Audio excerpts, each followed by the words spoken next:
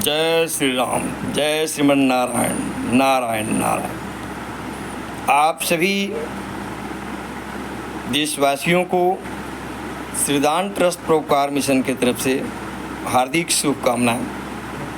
आपका दिन मंगलमय हो, आपका दिन मंगलमय हो। ईश्वर से कामना करते हैं कि आपका प्रत्येक दिन एक खुशियों भरा दिन हो, प्रत्येक दिन एक नई उमंग ला करके आपके जीवन में बाहर आए। साथियों, श्रीदान ट्रस्ट परोपकार मिशन आपके समक्ष आपके जीवन के अंदर जो भी कष्ट परेशानियां हो रही है उसके लिए निरंतर अपने विचारों से, आर्थिक मदद से लोगों को लाभान्वित करने का कार्य कर रही है और हमेशा करती रहेगी। कहा गया है कि न आती वर्षा, न आती धूप, न आती बोलता, न आती चुप। यानी कि अति सर्वत्र वर्जते। कहीं किसी चीज़ की जो अति होती है, अत्यधिक होती है, वो मनुष्य के जीवन के लिए एक बहुत बड़ा संकट बन जाता है। चाहे वो विशेष बोलने वाला ही व्यक्ति क्यों न हो, जो सुबह से शाम तक केवल बोलता हो, वो भी लोगों के जीवन के अंदर परेशानियां खड़ा कर देता है। लोग उससे परेशान रहते हैं। यदि बहुत कम बोलता है, ना बोलता है, उस तरीके के लोगों के लिए भी समाज में एक बहुत बड़ी परेशानियाँ खड़ी होती है रहने में, एडजस्ट होने में।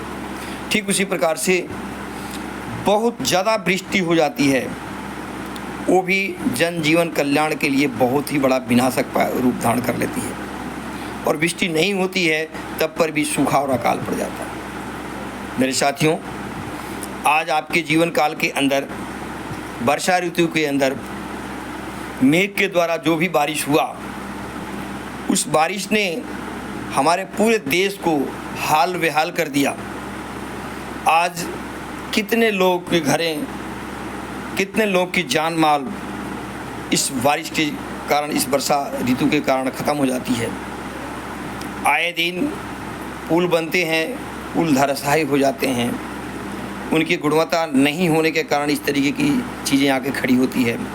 प्राकृतिक आपदाएं प्रत्येक वर्ष आती है और ये आती रहेंगी। ये ईश्वर की लीला है। इस लीला में हमारा आपका कोई बहुत बड़ा हस्तक्षेप हम नहीं कर सकते हैं, क्योंकि ईश्वरीय प्रकोप होता है। लेकिन साथियों, देश को आज़ाद हुए 70 साल हो गए। इन 70 सालों के बीच 70 से ऊपर हो चुके हैं। इनके बावजूद भी हम ड्रेनेज सिस्टम जितने भी महानगर हैं, जितने भी नगर हैं, जितने भी शहर हैं, उन सभी शहरों में इस तरीके की लगातार जो है सरकार काम कर रही है। जो ग्रामीण सरपंच, मुखिया से लेकर के देश के प्रधानमंत्री, हर एक लोग देश के विकास के कार्य के लिए लगा हुआ है। बहुत योजनाएं हैं जो हमारी नदियों के ऊपर में, स्वच्छ भारत मिशन के ऊपर में काम कर रही है।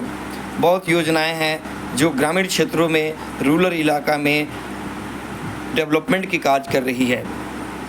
अच्छी बात है, सभी योजनाएं मिलकर काम करेगी तभी देश में तरक्की हो पाएगा। लेकिन दुख की बात होती है कि हर साल बारिश की जो मार पड़ रही है और बरसात की मार से लाखों घर, लाखों करोड़ों जनजीवन प्रभावित होते हैं। उसके लिए सरकार ने क्या विकल्प चुना है?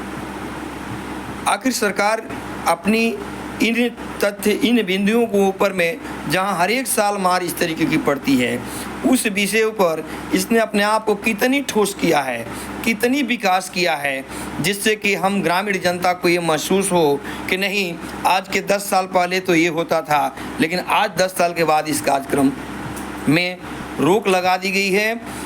हमारी व्यवस्थाएं इतनी मजबूत हो गई है कि अब हम लोग को वो कष्ट नहीं झेलना पड़ रहा है जो 10 साल पहले झेलना पड़ रहा है। साथियों,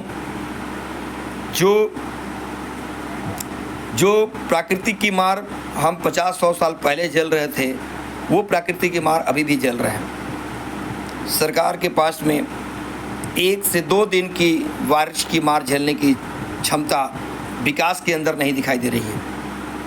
जितनी भी नदियां हैं, थोड़ी सी बारिश होती नहीं है, गांव के गांव बहा ले जाती है। आखिर इसके ऊपर में तट योजना क्यों नहीं चलाया जा रहा है? नदी तट परियोजना क्यों नहीं चलाया जा रहा है? नदी गंगा सफाई परियोजना, नदी सफाई परियोजना, नाला सफाई परियोजना, ठीक है, अच्छी बात है, लेकिन ये तट परियोजनाएं होती और उस तट को एक मजबूती के साथ में इसको बांधा जाता तो उससे लाखों करोड़ों हेक्टेयर ज़मीन बच सकती थी, जिन ज़मीन को बचने से एक बहुत ही बड़ा उत्पादन का हमारे लिए बहुत बड़ा व्यवस्था हो सकता था, जिससे कई 1,000 लाखों करोड़ टन जो है अनाज उत्पन्न होते और उस उत्पन्न होने से हमारे देश के एक बहुत बड़े जीडीपी पर भी प्रभाव पड़ता और बहुत बड़ा एक विकसित राष्ट्र हम बन सकते थे। लेकिन साथियों, ऐसा नहीं हो रहा है। आए दिन केवल बारिश, प्रकृति की मार को हम रोते हैं। पैसे कहाँ चले जाते हैं, किस तरीके से वो खर्च हो जाते हैं योजनाओं के अंदर जा कर के, हमें आपको पता ही नहीं चलता है।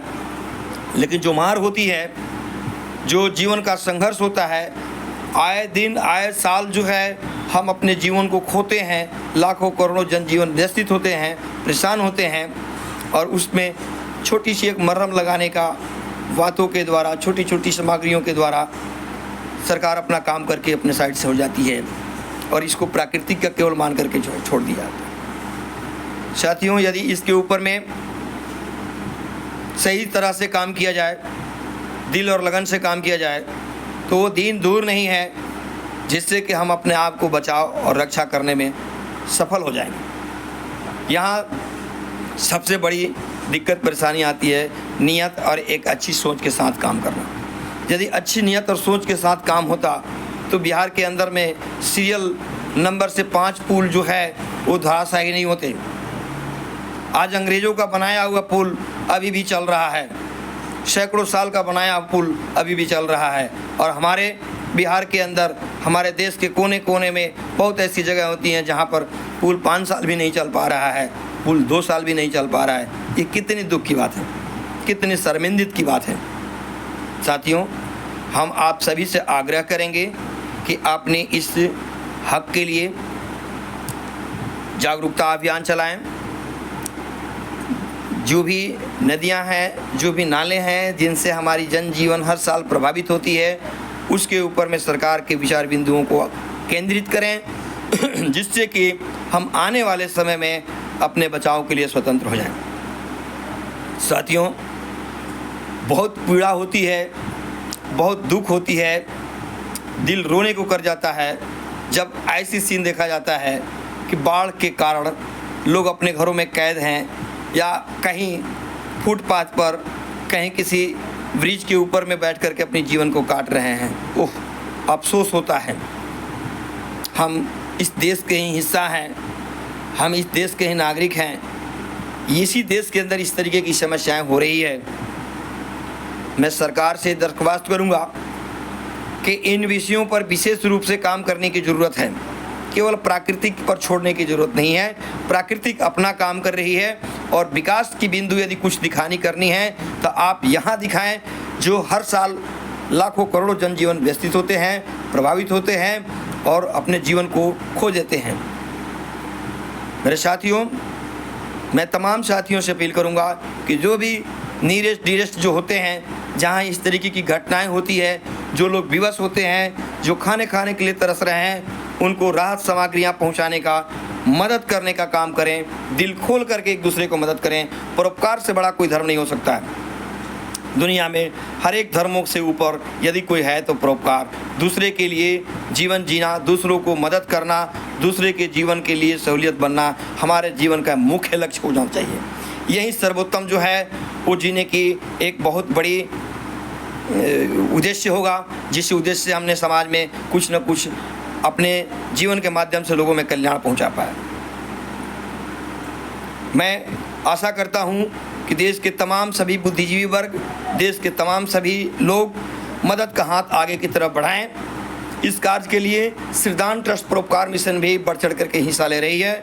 यदि आप चाहें कि श्रीदान ट्रस्ट के माध्यम से भी यदि आप वहां पर राहत सामग्री में अपना सहयोग राशि देकर लोगों की मदद पहुंचाएं तो साथियों आप कर सकते हैं। सिद्धांत ट्रस्ट